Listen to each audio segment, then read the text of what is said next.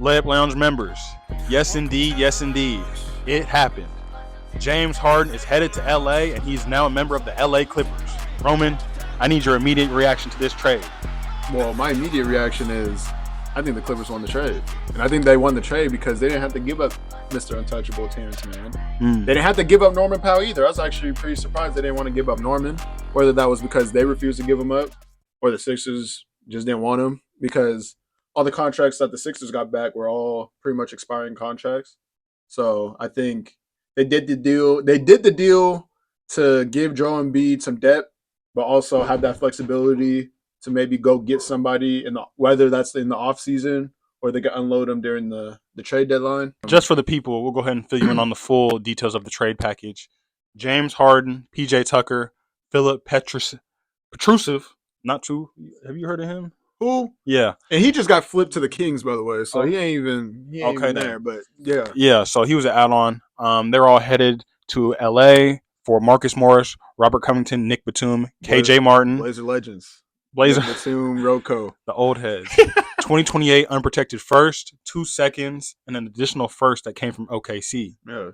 So, I mean, we talked about it before. Their starting lineup, Russ, Harden, PG, Kawhi, and Zubac. A lot of people aren't too sure how this lineup is going to work or how exactly it's going to be effective.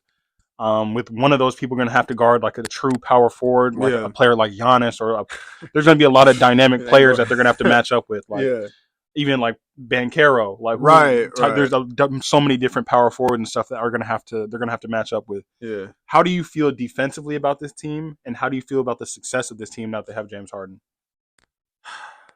So I think the Clippers. are they're gonna be pretty solid. I mean, obviously, there's more moves to be made in terms of like the size of the team because, like you said, like their starting lineup isn't really that big, and when you're going against guys like Paulo, Giannis, Braun, AD, you're gonna need bodies to throw at them, and I think that although their starting lineup is pretty good offensively, I think that defensively there might be some struggle there. And also, those four, they're all stars. They're stars, and there's roles to be filled. That's the thing with this trade. That's the only thing that could make this possibly not work is that they might not know their role. Hopefully, I mean, I trust Tyronn Lue to be able to, have those talks with the team and kind of distribute roles and have them embrace those roles. Westbrook recently said that they're letting him be him on the Clippers, and he actually knows his role because there's, communication there. And now that Harden's in the mix, who knows what his role is looking like? I mean, we talked about what the starting lineup can look like, but I mean, there might be a possibility that Russ might not be in the starting lineup anymore. We were gonna have to see. I think is in the beginning they're gonna for sure, roll out with that starting lineup, but I mean, depending on the success of that lineup, I can definitely see some changes, like shake up within that lineup. And hopefully Tyronn Lue can like manage that. At the same time, these are some of the players that have proven in their past they aren't the most manageable, like in terms of forcing their way out of places, accepting new roles. So it's going to be interesting to see how if Russ does have to go to the bench, is he going to be happy with that? If James Harden doesn't get 15 shots a game, if he has to take, or if he doesn't get the distributing role he wants, is he going to throw a tantrum? Like there's certain things we just don't know. So I feel like, although I do trust Tyronn Lue, I'm kind of skeptical, and I'm not sure this is like. I don't see this being a success. I honestly see this trade, although it looks good on paper, I see it as a failure long term, and it's going to be one of those like, why did it happen sort of deals. So you say you think it's going to be a failure. What would you say would be the reasoning for that? Like, what would be the reason why they fail if they do? I think the primary reason for one that they've always dealt with is health. I mean, James Harden's not going to play every game that he's traded to the Clippers, so he's going to sit out games. PG and Kawhi are going to miss games this year. So once they do get into the playoffs, what is their chemistry going to be like? Like, how are they actually going to be playing as a team? How is that big four going to actually mesh together? And then at the end of the day, there's only one ball. So who's going to, like I said, who's going to sacrifice? Who's going to take a back seat? Who's going to be willing to accept their role as like not being the guy? And like, okay, we're putting the team first, but at the same time, I'm almost non-existent now and I'm sitting in the corner. Yeah, I mean, I would say if it doesn't work, it's probably because of Harden. I think they had a good thing going already with the team as it was. Definitely, I agree. I almost wish that they kind of went for longer just to see like what the team would look like. I mean, they went 3 games in and they already, did a trade like this. But anytime you can go get a guy like Harden, especially for what they gave up, those expiring deals, I mean, in the Clippers position, I don't see this as a bad move. Obviously it's a go for it move because now I'm pretty sure all the stars, the 4 stars that we're talking about, they're all also in expiring. So it's kind of like the last. Mm. To me, this is like the last go. Before there's serious discussions of whether this team will see this team next year in that new arena. Um, and then we didn't really talk about PJ Tucker. I think he's washed. Um, when his corner shot is not going, which is as of late, it has not been going. He's basically running around in some fire shoes. See, Um, that's where I disagree with you. Although the last part I do, the last part I do agree with. I He be mean, running around some heat. that's the best thing about him being in the NBA at this point is we get to see some shoes we haven't seen before. As besides from that, he is absolutely washed. But see, you're getting consistent energy and effort, and I think that's hard to find. And I think at that position, especially, it's like hard to find those scrappier guys. You said energy, like he gets his guys going. Yeah, I mean, think about the dudes they let go: Rocco, Batum, KJ. They're not losing any fire. Like those guys are good role players, but they're bringing in a dog. PJ's a dog. He's a dog for He's sure. gonna match up with your best forward. He's gonna give him hell. I mean, he's gonna give him his best effort. But like you said, when the corner shot's not hitting, he is Which kind of is a just out. lot of the time, by the way. But I His mean, corner shot right at this point, if there's any discussions, if there's any talks of his corner shot being like an actual positive in his game at this point, it's definitely overrated. Like I but think the only things he's good for at this point is like you said, the energy.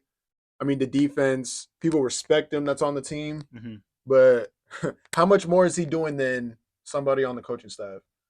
Other than being on the floor, just being there. Like, Mhm. what more is he doing the thing that a about the coach shouldn't be doing? the thing about their team is they need players that have defined roles. That's Mm. one thing, and I think he has, as he's such a player, he has a very limited skill set, but his role is very etched out and defined. Yeah, I So I would say think that. so I Yeah. think it kind of helps their team in the fact that when he's on the court or PJ's out there, there's no question about what we're getting from him. There's no question about what we're gonna get out of his game. Like Yeah. he's gonna give us defense and he's gonna shoot that corner shot. That's about it. So I mean, everyone else is kind of just like Bones might try and score 50 tonight. Like And I was gonna Terrence say, Mann might and like we speaking of don't know. Bones, yeah, right. And then speaking of Bones, it's like, what do you see him as now? Because they brought in a really good guard that's gonna get a lot of minutes, and they still have Norman Powell off the bench. Mhm. Where does that leave Bones? See, I'm a big fan of Bones. I think it kind of leaves him in like another tough position, but I think he's not one of those players that's going to back down.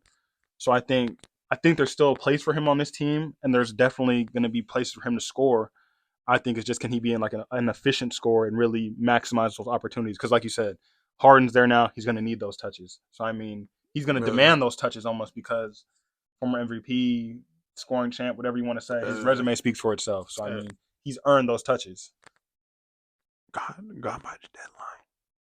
Bones, Gone by the deadline. Bones.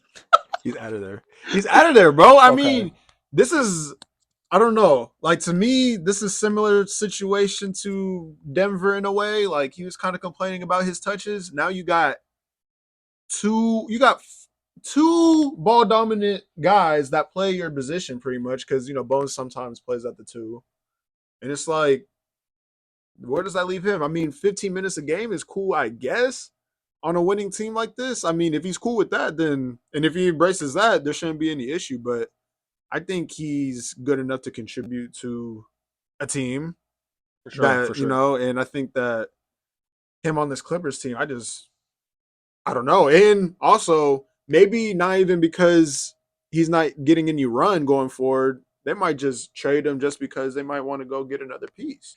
There's a bunch of boom or bust players off their bench, I feel like, and they have to have a legitimate threat that can come in and be a contributing factor. I gotta get your read on this again because, like, what type of player would be on the table for that you think that the Clippers is like, yeah, we'll let go of Terrence Mann for this guy? Like, what if you're the Clippers? Because to me, like I said before, I would have like if it was just Terrence for James straight up, I'm doing it. But I think that the Clippers, or excuse me, I think the Sixers got a little bit more of a better deal than just that 1-for-1, just because they got the depth now. I think Rocco was establishing himself as again as an NBA starter. Um, I'm not sure what the numbers were looking like throughout these 3 games. I was hearing that he wasn't doing the most fantastic, but Mhm. I mean the fact that he went from not playing at all to being in a starting lineup of a championship contender. I mean that says a little bit. I mean Batum, RP to that legendary bar. Fourth quarter, young water. Batum in. Nah, but I mean he's still solid. He said he was gonna retire after the Olympics, so he's kind of a wash. Like who knows how much he's gonna give, especially because I feel like he was locked in as a Clipper, and I know this absolutely just threw him off. KJ Martin, I know we just saw his father, Mhm. Kenyon. He was kind of emotional about it, but basketball wise, I think this is a way better situation than being on the Clippers. Um, as far as I know, I don't think he wasn't getting that much burn with the Clippers, but I think the Sixers are going to really utilize him. I think he'll actually have a solid role, even if it's starting out like 10, 15 minutes. Like he's going to get out there and they're going to try to get him out there. But Lounge members, that wraps up that James Harden talk. Headed to LA. Let us know in the comments if you think this trade is a W or an L. We want to hear your opinion. Please let us know. I'm gonna go ahead and say this is an L, and they're bounced up out of there. Roman, what you think? I think this is a dub. I think if you're Steve Ballmer, you have to go all in because this is potentially the last time we might see Kawhi and Paul George in the Clipper uniform.